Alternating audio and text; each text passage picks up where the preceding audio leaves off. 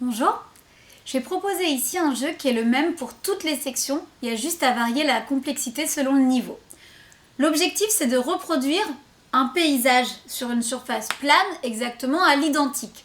En classe on fait avec plein de matériel, plein de jeux différents, on a des jeux qui sont prévus pour ça. Là on va reproduire la même chose avec ce qu'on a à la maison. L'objectif, vous, c'est de réunir déjà deux objets absolument identiques en grande quantité. Donc vous allez prendre 2 cuillères, mais exactement les mêmes, pas deux de couleurs différentes, 2 feutres exactement identiques, et on peut prendre des barrettes qui sont souvent par 2, etc. Vous en prenez vraiment beaucoup. Là, je vais montrer pour les petites sections. Donc je vais montrer avec une quantité qui va être assez inférieure, assez faible à ce qu'on peut faire avec les plus grands. Vous allez bien sûr faire peut-être 2 fois, 3 fois plus si on arrive en grande section. Donc, vous avez pris vos objets en double à chaque fois et vous prenez 2 feuilles. Vous avez une feuille, l'enfant a une feuille. Vous, l'adulte, vous allez proposer un paysage, une représentation.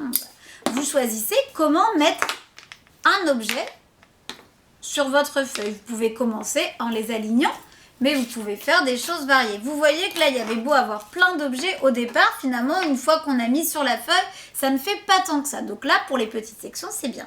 L'objectif, déjà, c'est de reproduire à l'identique le même paysage exactement.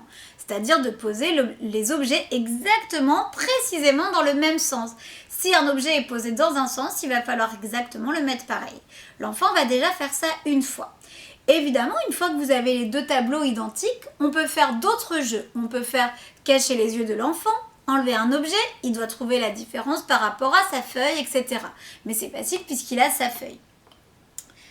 Bien, donc ça c'est la première partie de l'exercice. Ensuite, vous allez le refaire de plus en plus complexe, c'est-à-dire que vous allez varier, vous ne mettez pas en volume, vous restez toujours sur une surface plane, mais vous allez varier jusqu'à vraiment avoir des choses de plus en plus compliquées. Vous pouvez réunir les choses dans un coin, ça veut dire qu'il faut vraiment essayer de centrer tout le matériel d'un côté et ne pas s'étaler sur la feuille. Ça, c'est plus difficile.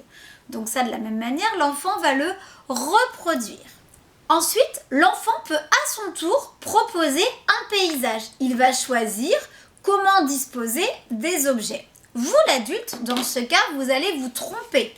Il peut en mettre moins, il peut en mettre que 3. Vous allez vous tromper, vous allez poser les objets, mais il y en a un que vous n'allez pas poser au même endroit.